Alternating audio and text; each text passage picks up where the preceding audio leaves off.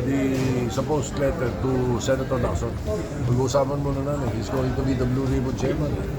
Sir, He is now the Blue Ribbon Chairman. So,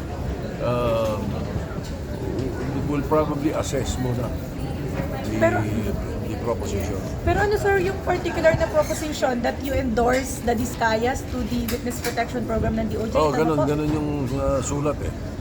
Endorsed by Senator Marcoleta. But as I read it, sabi ko nga, kompleto na ba? Yung bang tell-all ba yun? Pagiging state witness nila? O tell-half? Sir, so ibig sabihin sir, hindi Tingnan muna pa natin. kayo... That's why there's a new chairman ng Blue Ribbon. No, I will consult him first. Sir, what do you think about yung mga kandidato lang itong nakarang eleksyon na tumanggap ng campaign funds mula sa mga government contractors? Eh, sana'y nag-ingat. Sana'y nag-ingat. Mahirap nga naman yung baka hindi nila alam na mayroong ganong kapawalan. Pero bawal yun. Do you think they should be investigated, sir, itong mga politics? They should probably, at the very least, be asked to explain. Sir, kayo nung tumakbo kayo, hindi kayo nakatanggap dun sa mga contractors? Hindi, kapos na kapos nga eh. Sir, bakit sila matter? Sir, bakit Ang sila dami matter? kong abono. Sir, matter na ba ito for the Ethics Committee, sir? Para imbestigahan sila yung tumanggap ng campaign contribution? Well, it's very difficult to say unless we see the complaint or anything to that effect. Tingnan muna natin. So, hintayin po, sir, yung result ng investigation ng COMELEC dito, yung kanilang decision. Sir, kasi may investigation na po ang COMELEC. Eh. Oh, I understand meron daw.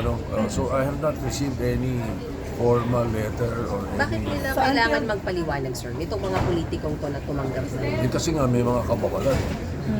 Merong bawal na ganito, bawal tumanggap sa institusyon, let's say corporations or personalities who are having transactions with government.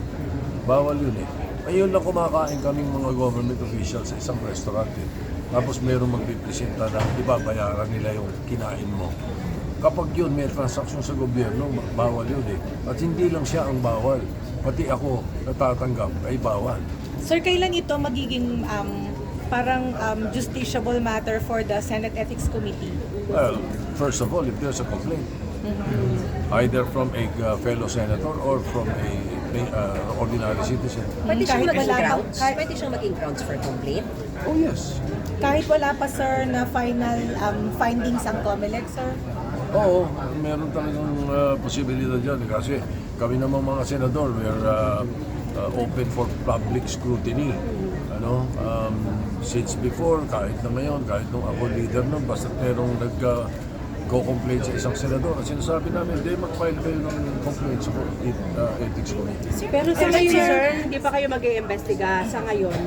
Wala pa kayong gagawin investigahan sa mga kasamahan niyo. Wala pang dumarating na ganun complaint sa amin except for yung mga testimony. Yung testimony, we will have to verify first. Hindi naman pwedeng basta talang sinabi si ganito ay ganito, may tatanggapin na namin kaagad ng ganun yun. Unless we have a complaint, then we will address it definitely. But definitely the Ethics Committee. Oh yes. Okay, ang may jurisdiction po. Sir, paano yung... po kayo Senator Joey at Senator Joey. How will that affect yung credibility po ng Senate investigation sa flood? Sir, dito sir.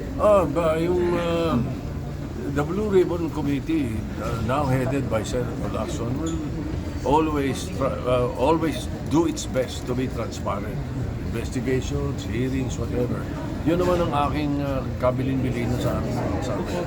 We have to be balanced, we have to be transparent, and we have to be sincere in our work. Does it affect yung image ng Senate na may yung image ng Senate, is it affected dun sa dalawang sinasabing nakatanggap ng kickback? Di umano.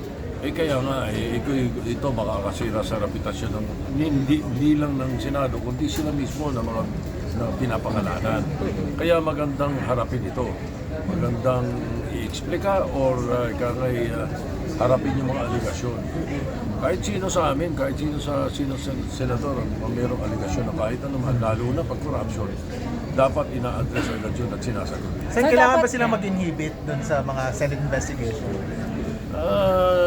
Depende, not necessarily, but nasa kanila yun eh, nasa sarili mo. Sir, you may not yung isang